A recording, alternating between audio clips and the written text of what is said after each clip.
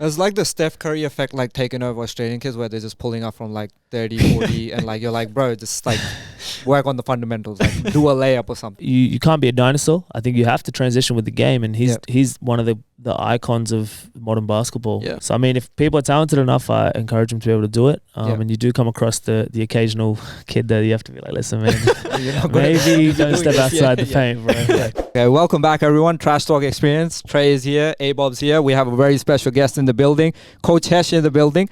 So fellas, I actually wanted to do like a background to you, but there's so many things to list. You're a qualified physio. Yes. You run a organization called Grind Over Everything.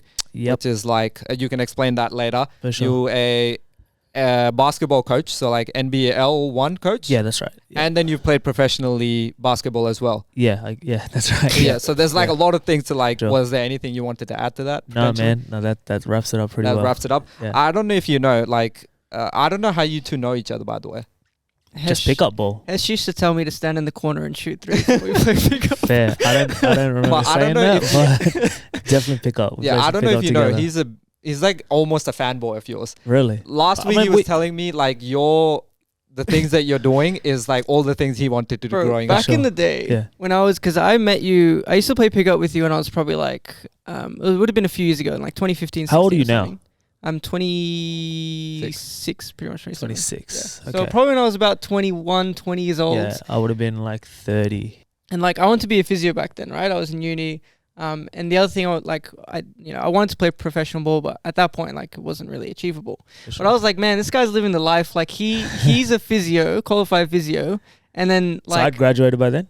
Yeah. I'm pretty sure you're working somewhere at that point. Okay, yeah. And then, obviously, you're going to India to play professional ball as well. I was like, man, and then in the off season he comes back, plays physio, and like, I was like, damn, this guy's goals. That's cool. When did this like? Obviously, basketball is like the thing that you did physio, you studied physio, but was like basketball just like always a passion for you? Not always, man. Yeah. So I'm pretty late to the basketball scene actually. So I grew up a tennis player.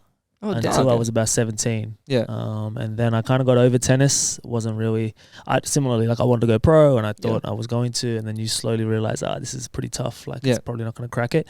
So about 17, 18, I decided to give up tennis, and I got obsessed with. I don't know if you guys remember, but all through like year 10, 11, and 12, would have been about 2003, 4. M1 mixtapes would drop. Oh yeah, they were the thing back then. I became obsessed, man. Like I used to watch it. I used to practice all the street ball moves, and that's how I got into basketball. Like I was naturally. You had no prior like you didn't pick up a ball prior to that. No, well, like just random lunchtime. Yeah.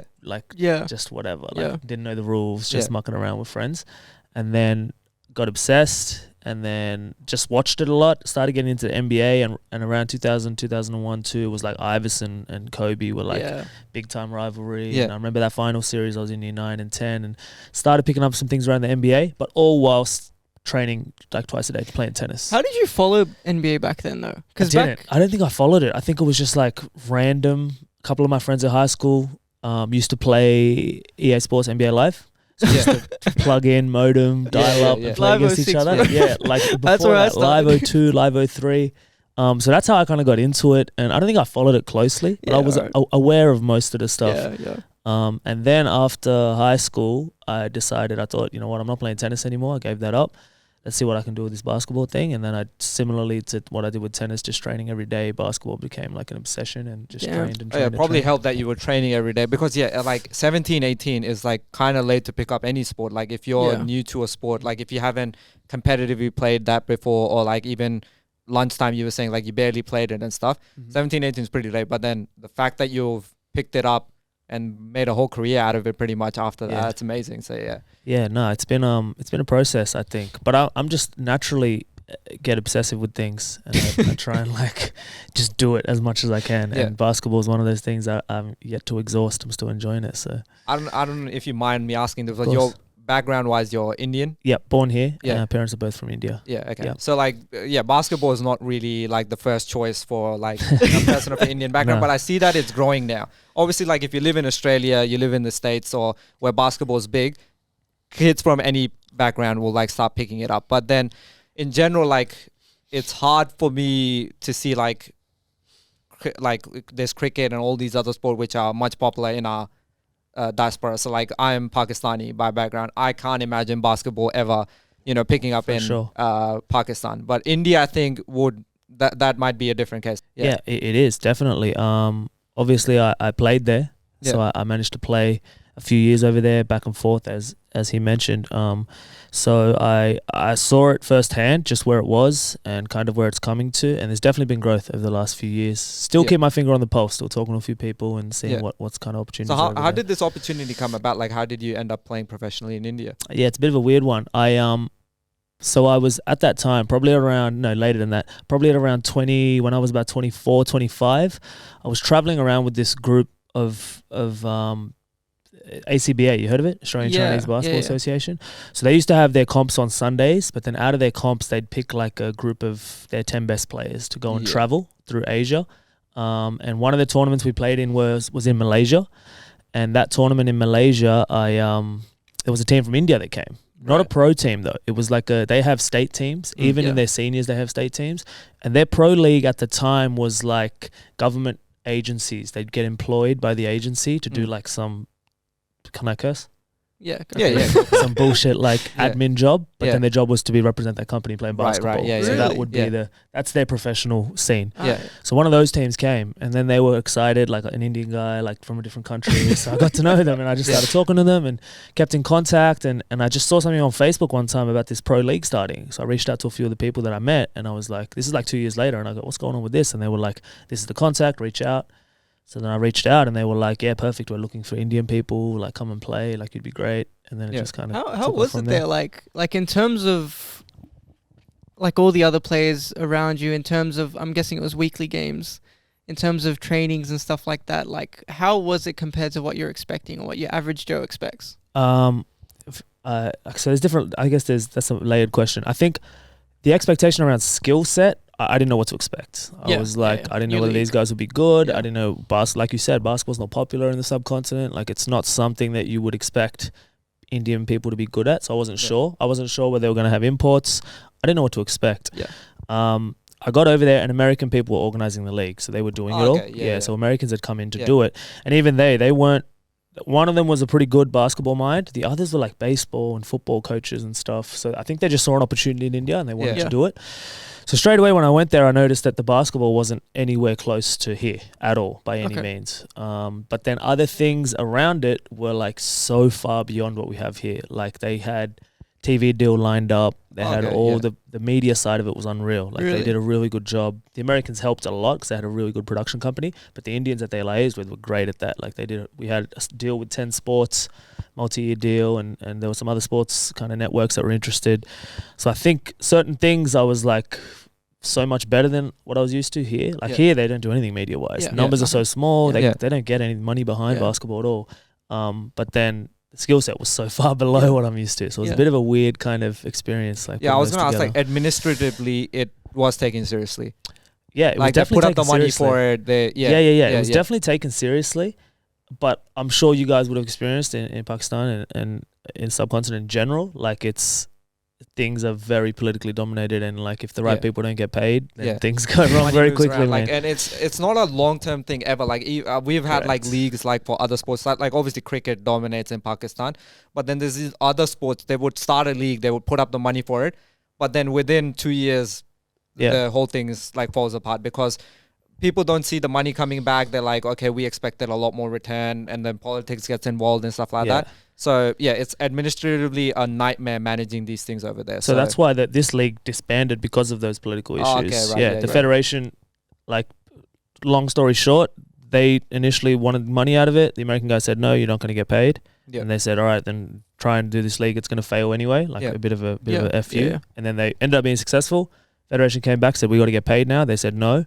So then they banned all the players from representing India, basically. So then the league just shut down. But basketball is like one of those sports, like athleticism is like key to it. Like like you play cricket, if you're not the most athletic, you can still get away with it. But like in basketball, you need to be jumping. You need to be, making quick movements and stuff like that. So I don't want to come across as rude, but like, do Indians and Pakistanis have it to compete?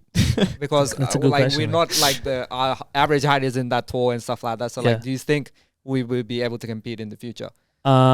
Compete on what grounds? Are you talking about with America, the Spains and the Australias of the world? Probably. Even Asian teams, like can we compete against like other Asian teams? Like Definitely. Iran is like a solid team. They made the World Cup and stuff like that. So yeah, I think we definitely can. Yeah. With time, I think the infrastructure and resources need to improve dramatically. There needs to be funding behind it. There needs to be a lot of things that need to go right from how they approach basketball for us to be able to compete. But you're not wrong. Like, it's an athletically driven sport. I myself, I think for an Indian person, I'm reasonably athletic. But across professional basketball players, I'm not very athletic at all. Can we dunk? Can I dunk? No, like Indians? if you can dunk, I'll take it upon that. I can dunk. So, right. Present moment, probably not. Okay, but in my lifetime, definitely. Okay. So I guess. Well, we have it in us, bro. We can. Exactly. We have it in us. If you put the effort into it, say like but it was mostly Indians that you were competing against in that league, or were there so the first I can't even remember now. First 2 seasons, I think, were all Indians. Couple of guys from other parts of the world that had Indian origin, like me, were there. Then the 3rd season, I believe they brought in imports. Every team had 2 imports, one or 2 imports. They were all from America. So then there was a huge skill disparity. How did you find playing with the Americans? I had 2 on my team, and it was very interesting because it was interesting. They came there with like this, obviously this approach, like we're going to dominate, we're going to shoot all the shots, and then I was kind of disrupting that, and I wanted to be that as well. Like, I think basketball, I said it a lot in my coaching career, I think it's often an individual sport disguised as a team sport, especially in American style basketball. Like, everything's about the individual, everything's about that one-on-one Well, the thing is, you see all the time in America, especially the juniors, like the amount of mixtapes and stuff that come out these days for all these different players, like they want to, that's the way to get recognized, 100%. Right? Yeah, big time. The media side of it is huge, man. Yeah. Anyway, like there's been like a couple of American or Canadian-born Indians that have made it to the league, or there's been, even I think one of them played for OKC Blue. I support Oklahoma, so there was this one Indian guy, Amijot Singh or whatever. Yeah. There's been some who have made like the development leagues in America and stuff like that. Yeah. So what's the pathway, say, if you are like a person of Indian origin or like even Australian that are playing here? How do they get attracted to play in the US or like in the bigger leagues and stuff like that? So Amjot played in the Indian League as well. So he came back to play when they started getting imports in. And then the other guy is Sim Buller. He's a Canadian one. I think he played for Sacramento or something like that. So the pathways are different across different countries, obviously. Indian pathways aren't great to get to America to play. I think everyone kind of looks at American collegiate system and the NBA as almost the pinnacle of the pyramid. That's where everyone kind of wants to play. When you ask if you want to be a pro basketball player, it's like, I want to make the NBA. It's where the money's the biggest. You even said it, the marketing's great. Like, that league is just second to none.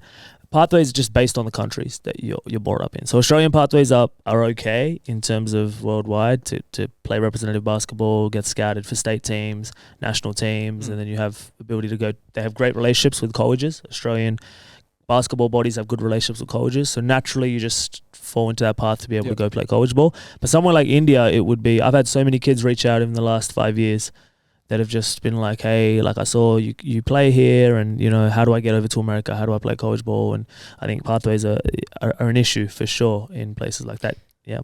And in Australia, do you think, like, because currently, like, the relationships, like you were saying, with colleges and stuff are great. Like, you always see players these days signing with colleges and playing there. But do you think, like, 10 years ago, 5 years ago, like, they were that strong? Because I can't, like 10 years ago when I was in, like just out of high school, like, I would rarely hear about players signing with colleges unless they're super good, like your Ben Simmons and stuff like that. Whereas these days, like, and maybe it's just because I'm more aware, but these days, like, you see players signing to, like, even JUCOs or Div 2s and stuff like that, like a lot of different colleges. You're 100% right. Way more frequency of players going over now, way more opportunity. The world's a smaller place now. You can get in touch with people much easier. Like, when I went through, it was like 2 or 3 guys that were playing college ball back in 2005. Now it's, hundreds, thousands of Australian kids that are in the college system, girls and guys. But it's also I think it's also a product of the fact that the pathways domestically here from underage to the NBL aren't very solid. There's not real great kind of levels. They're introducing it now with NBL1 and they're trying to build it, and I think there's a change that's happening. But for the last 20 years, it's been really hard to make the NBL. So a lot of kids want to go play college basketball, get a resume, and then come back potentially play in the NBL. And those things have gone much stronger, much more frequent for sure recently. So when you finished up playing in India, did you have like a thought to like come back here and try to play professionally, or what was the go with you? For sure. So I actually when I came back in 2017, the year before, was it the year before or 2 years before, LaMelo Ball joined the Hawks. I was training on with the Hawks for the whole season. Okay. So that was my kind of pinnacle of Australian basketball. I trained on with the Illawarra. And that was in between me going back to India. So I was supposed to go back around January of 2018, I believe, and then the league, as I explained, fell apart. And then kind of I thought, okay, let me just see what happens with the Hawks here. Stayed on for a little while and realized that I probably wasn't going to make an NBL roster spot. And then I started coaching at that point, and then just transitioned into coaching full time, basically. Otherwise, I would have probably, I mean, who knows, if that league was still around, I might still be playing there, man, if it was there. And was it like a seamless transition for you just to pick up coaching, or like what's the things that you did to like seamless in the sense of I think I've always had a brain for coaching. Even when I played, like I had to, because I, like we mentioned, I'm not the most athletic, fastest, strongest, so I had to be a thinker. So that element was seamless. Definitely not seamless in terms of the pride aspect. Like you always think you have more years left, or you want to play high levels, or that's a hard process to. And when you're in it, you don't notice it. But looking back, I'm like, far out, I wasted like 2 years. So much time at the back end of my career holding on to something, trying to do something. And even now I get moments, weeks where I'm like, oh, come back, just shoot around a little bit. But yeah, definitely, it's an interesting process. Yeah.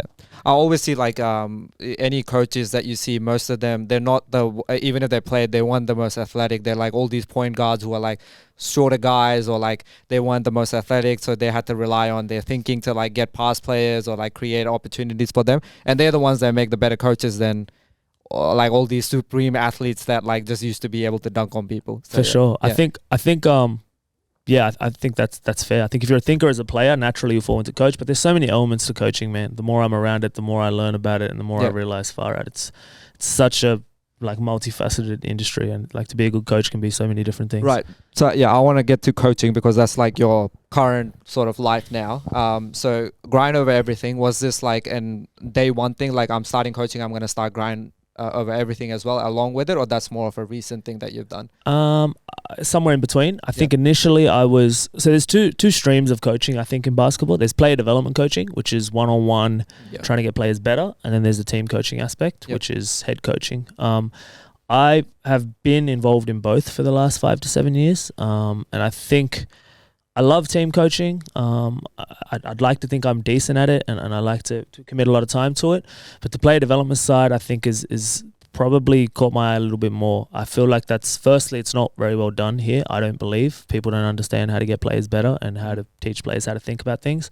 So I thought I could make a little bit of a name for myself in that vein, and that's how it kind of started. Well, you've worked with a lot of good young guys. Like you've worked with some guys who are on the NBL roster. You've worked with some guys who are playing overseas in college, possibly on a path to NBA or other professional leagues. Like you've worked with some good talent down here.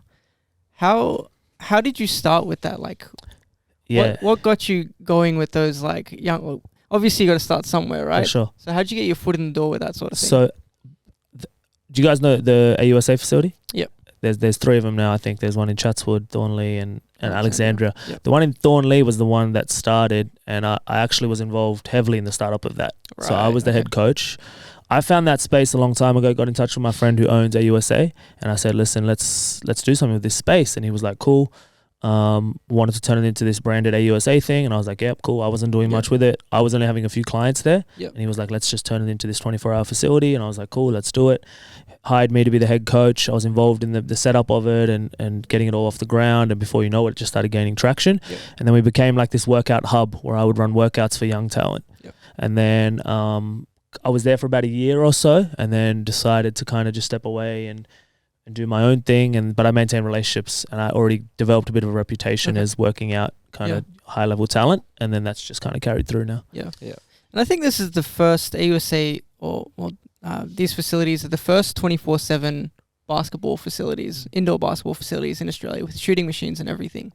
Like I don't think I've ever heard of that prior to AUSA coming in, which would be huge for development when kids and stuff want to come in pretty late and just get some shots up and things like that. Yeah, for sure. Yeah. So how does grind over everything fit into this? Like what you obviously were doing, you were working with someone you knew to like just, create something. For sure. Was grind over everything like a personal just passion project for you on the side? Yeah. It just came up randomly. I was like, I'm doing my own thing now. I'm coaching, just under my personal brand. Yeah. I go, let me try and build a business. Let's see what happens. Yeah.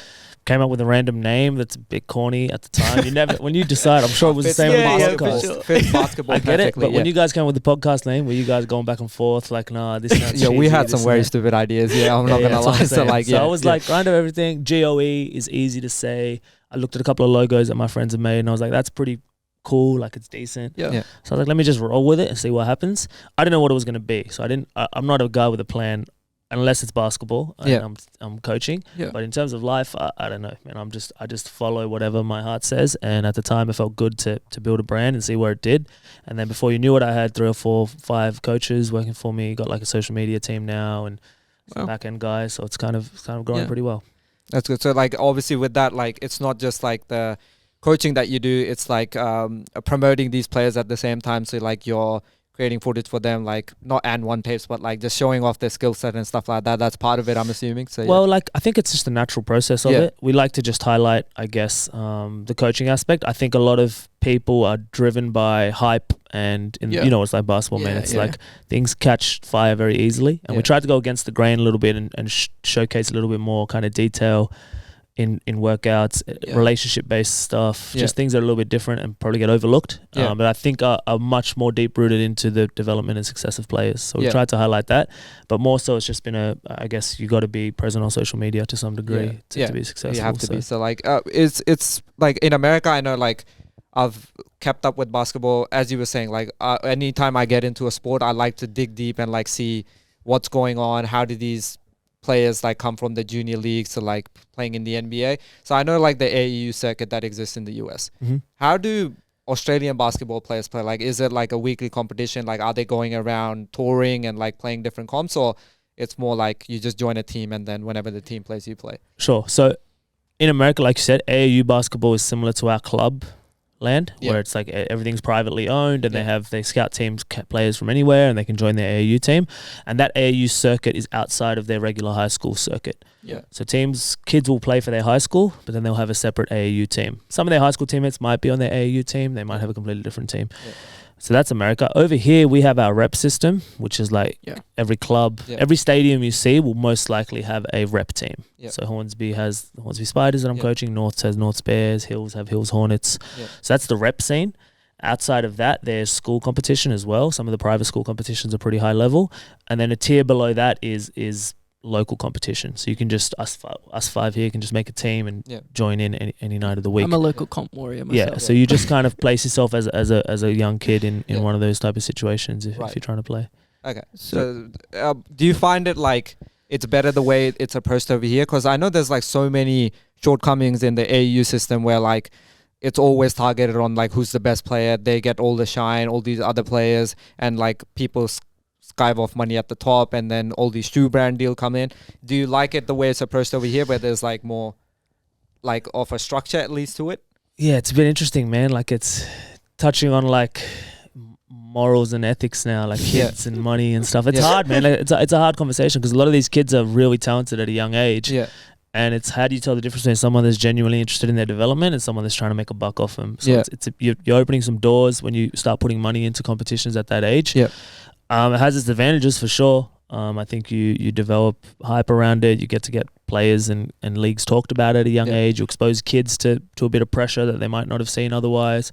So some definite advantages. But over here, we just don't have any of that. So I don't know which one's better, but I think it's just the product of how the culture is too. America's very much driven by that stuff across everything. Whereas we're way more laid back here, and we just chill with it. In your experience with all the different kids and stuff you coach, what's the biggest tip that helps them? Like, what's the best thing if someone wants to make a pro? What's the one thing you would tell them if you could only tell them one thing? Ooh, if someone wants to make a pro? A couple of things. I would say, number one, it would be to not be driven and measure your success on the result of going pro or not going pro. I think a lot of people tend to be dictated, and they measure their success through the results that occur. And I think you have to measure yourself through the process that you go on and how you grow during that process. Yep. So I like to tell kids to just take it one day at a time, control what you can control. Sounds generic, but it actually holds true. I think a lot of kids they just think if they do all the right things that the end goal is a pro contract. And I tell them all the time, by the time you get to your mid-20s, there'll be players better than you that aren't pro, and there'll be players worse than you that are pro. So it's a really hard situation to be in, and it takes luck. You got to be seen by the right set of eyes. You got to have a good game at the right time. Ball has to go in the hoop when people are watching, and sometimes it won't happen for you, and that can result in the difference. So I try and not have them focus on that end result and just fall in love with the work. That's what I would say. It's like the Steph Curry effect, like taking over Australian kids where they're just pulling up from like 30, 40 and like you're like, bro, just like work on the fundamentals, like do a layup or something, but they're just shooting crazy and stuff. I think you can't be a dinosaur. I think you have to transition with the game, and he's one of the icons of modern basketball and the way he's transcended time to just be able to pull up from anywhere. So I mean, if people are talented enough, I encourage them to be able to do it. And you do come across the occasional kid that you have to be like, listen, man, maybe don't step outside the paint, bro. Like, so no, definitely. You see his impact across the world, man. He's everywhere around the world now. People are pulling up. So like I've like early on when I was watching basketball, I just knew a couple of rules here and there. Like I knew what was going on. Fouls I never understood. Another rule I never understood was like how they call travel and like, palming the ball and stuff like that. In the NBA and I'm watching, like they're calling it a lot, but like all these like mixtapes or like kids coming up I see, they all like pretty much travel with the ball to an extent. Like they all do those James Harden, like couple of steps and multiple steps and then they shoot and stuff like that. Is that something like you try to like weed out of them like early and you tell them like, don't be doing these? Nah, not really. I think creativity is a part of the game. I think you have to allow players, if they're skilled enough, to express themselves. I think there are certain rule differences between the NBA and the rest of the world. I think they're trying to hone in on certain things at the moment. But at the same time, I think you got to let kids kind of. So like I know like NBA, they allowed like those multiple steps back. Like it kind of looks like it's traveling, but not at the same time. But NBL, would it be called like traveling straight away? I think they're stricter. They tend to be stricter here. If anything looks like a travel over here, they'll definitely call it, even if it's not. And you can somehow manipulate the one step, the gather step, whatever it is, in your favor. I think a ref will invariably favor the travel call. If you've covered too much distance or it looks like you've cheated in some way, they'll call it. NBA, I think they're just a little bit more lenient with it, but they're trying to tighten up, I think. And as you said, like basketball is kind of disguised as like a team sport, but it's a lot driven by individuals. Obviously, you're doing like one-on-one development. But then it's still a team sport. Like there'll be other players around and you'll be telling them to like, okay, if you haven't got the best shot, you find an open shooter and stuff like that. So like, do you see that it's becoming more selfish as a game? Like people are just trying to just improve their own skills and not work on the team aspect of it? I think improving your own skill can definitely involve the team aspect. So you can have both. You can kill two birds with one stone. What I meant by it's an individual sport disguised as a team sport was more so around mentality of players. I think they're driven by individual numbers and clout and how they look and their highlights. Whereas I compare it to rugby league all the time. You guys watch rugby league at all? Yeah, I do, yeah. You do? Yeah. So if you have a front rower, for instance, he's never going to take a fifth tackle kick. Even if the halfback has messed up 4 kicks in a row, he's never going to step out of his lane. Whereas you'll get the occasional center that's like, no, it's my rebound. I want to push the break now. So I think people inherently have this desire to want to showcase what they can do, and they don't like being put in a box in basketball for whatever reason. But if you can get guys to buy into their role and be in that box and be excellent at that, that's how you develop, I think, really good teams. I think basketball, they're like really have started to like, you're not going to be like a specialized person anymore. You need to have multiple skill set. In other sports, you see like, as you said, like a center or like a front rower, they just have one job to run at people and just like gain as many yards. They're never going to be able to, no one's going to allow them to kick in a way. But basketball, they really emphasize like, you need to have multiple skill set. You can't be a specialized person. I don't think so. I think players think that you have to do multiple things. I like players that can do one or two things at a really high level. Okay. For me, that's how you get to the top. That's how you make your bread. I think you got to be really good at something. And then the occasional player can be really good at a lot of things, but that's not everyone. I think a lot of people look at Giannis or KDs and LeBrons. They're cheat codes, man. There's no one's 6'8" moving like that. You know, most people. Have you watched the Alex Caruso interview on the JJ Redick podcast? No, I haven't. He makes a really good point. He says that the reason why a lot of talented players don't make the NBA is because they don't understand the job they're applying for. A lot of guys think they're applying for a CEO role, but they're actually a janitor role. And you got to show that you're the best janitor and you'll get paid. But they often just try and show that they're something else, and they don't understand that. And I think it happens here too, even now with the NBL1 thing going on. A lot of players you see just want to be this type of player or want to showcase something, and it's like, man, if you just stick to this, you'll be much more successful. But the other thing is, my brother used to tell me when I was like 17 and I had aspirations to try and make college or something. He was like, I was a 5'10" scrawny guy, right? He was like, look, if you're trying to make the NBA, if you're trying to make pro, the best thing you can do is just shoot threes. Like, become like a sharpshooter, like your Kyle Korver or whoever, or JJ Redick or whoever it is. Just become really good at one thing, and then like players or teams or coaches or whatever will want you to do that one thing for them. But I think one of the problems with that as well is, like, if I'm in the local arena or state arena or whatever, I'm not going to get noticed if I'm just shooting corner threes. Like, I hit like 3 or 4 a game at like a 40-50% clip. Like, that's not going to get me noticed to make college or whatever. Or if I do, it's not going to be quite to, you know, what I would expect of someone who's doing it all. For sure. So I feel like a lot of kids kind of have to, and from my perspective, kind of have to do it all to try and, you know, get that clout or get noticed and seen by scouts and things like that. Yeah, you're not wrong. I think there is merit in expanding and exploring and trying to do a lot of things. I'm not trying to say that you have to pick something and don't venture out of that at all. I think there's like a spectrum and you fall within it. I just think identity development and understanding what you do well is something that should drive your workouts and drive your mentality, and that's kind of what I try to preach. But without a doubt, like, to get noticed, you got to do a ton of stuff.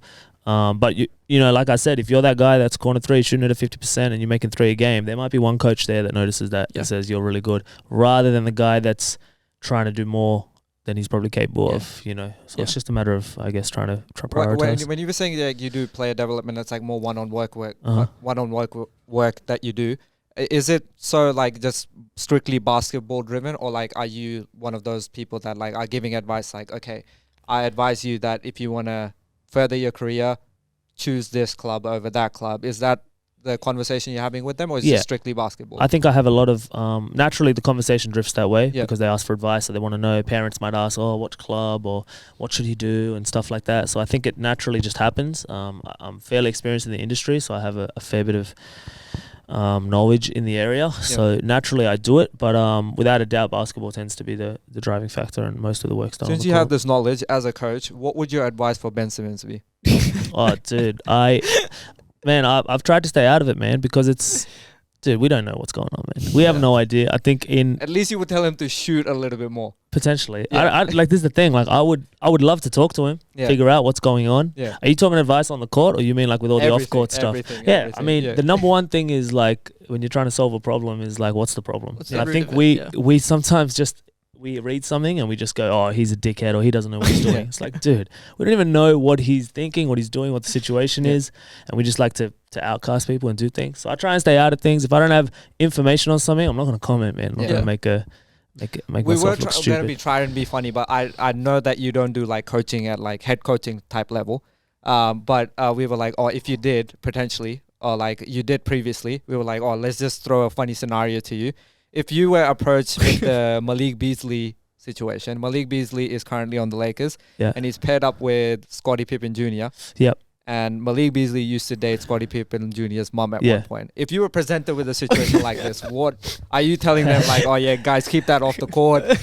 We don't want anything to do with that. Or like, would you help them out a bit? That's a sticky one, man. I think at that level at the NBA, you're professionals, man, I think there's levels to it, man. It's their livelihood, and you're going to be spending a lot of time with someone. 9 months of the year, you're traveling with them, you're with them, you're in hotel rooms with them. Maybe it's worth airing something out in a conversation. I think you'd have to gauge the personality types, like probably talk to them individually and find out, Scottie Pippen Jr., how do you feel about this? What's going on? You'd have to explore it. You can't just ignore the elephant in the room. I think you'd have to explore it. How you do that would probably depend on the situation, I think. Because like when, I think it was Doc Rivers, he signed, like Paul George was playing under him at one point. Was he? No. in the Clips. Yeah. Clippers. Yeah. And then Paul George cheated on his daughter. Yeah, and I was like, how got a does stripper pregnant or something, right? Like that. Yeah, I was like, how does a coach like keep it professional? It's like, this guy ruined my daughter's life, and I'm coaching him now. So that would be tough too, man. Yeah. Like I think that's I would not want that. Yeah. I'm gonna out myself here, but like, and I think this may count for a lot of other people too. I was a pickup player when I was playing a lot. I could never quite do the same things I was doing in pickup in the game. Yeah. So I'm sure you would find that in a lot of your young guys, like, they're doing really well in practice, or when you're training that skill, they're super good. But then when they try to do it in the game, or they're trying to translate their skills into the game, it doesn't quite hit the same. Yeah. Do you have like a fix for that, or what do you generally? I don't think there's a fix. I think it's a skill set in itself. Not just young guys. I think anybody. Grown men struggle with that. I think it's genuinely a skill set to be able to implement what you might try and pick up games or one-on-one situations into a game situation. Yeah. I think some guys are really good at it and they can just do it. Other guys struggle, and the pressure of the game and refs and plays and all that stuff makes a difference, and they just can't seem to execute. So I don't think there's a fix as such. I think it takes trial and error. You got to grow some balls and just try some things. I think you just got to be one of those guys that tries it in the right context, obviously. I don't know. It's a tricky situation for sure. Yeah. The example I would give, like, we have certain friends, like when we play cricket and stuff, in the nets they're just like smacking it crazy. Yeah. Comes time to game, they're like, bro, can't touch the ball. So like, it's the same thing. So like, I think it just requires a different mindset, definitely. Yeah, I don't know. When you're in an actual game where it counts. Yeah. Correct. And I think that everything changes, man. It's like variables just change. Like in cricket, like, all of a sudden there's an umpire standing across from you, and it's like you're wearing, like, everything you see fielders around you is probably just a different stimulus go off in your head. So you respond respond differently physically. What's like your future like looking like? Are you just gonna continue coaching as long as possible? Do you have aspirations to like coach at a head coach level? What's your goals now? Yeah. So as it stands, I'm head coaching NBL1 at Hornsby. I think longer term, and I'm building towards it at the moment. I think my skill set kind of adds up to it. Probably going to move into the management space, like just understand the business side of basketball here. And I've done a lot of work to develop relationships with players and solidify myself as somebody in the coaching area. But I think the next step for me longer term might be down the management side, something like that. I've got some projects lined up. That'll be like direct advice, like supporting their career type thing. Yeah, and just helping certain guys that are at the upper echelon get to the pros and how to look after them for their careers. But I think grind of everything is something that will probably be a lifelong thing. Just grow it as a business and see what happens. I'm lucky enough that I've got some great coaches working with me now. So I'd love to give them opportunities to get involved and do more and more for the brand as we build. So, yeah. When you were 18, 19, 20, is this what you saw yourself doing? No way, man. So when I was 18, 19, I did a business degree before physio as well. So I did finance first, and then I hated that. So then I chose physio, and I thought, okay, I would be a physio, have a few practices. That'll be cool. Yeah. Then I got the basketball gig, and I was like, this is cool. Like I said, I'm not a guy with a plan, man. I just go with whatever works. So, I mean, I definitely didn't see this. But it's been fun, man.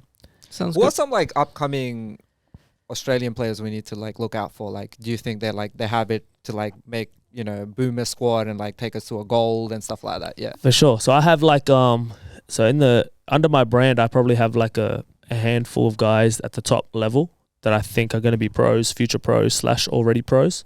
So I'll give them a shout out for sure. I don't know, you guys might be aware, but Wally Bales.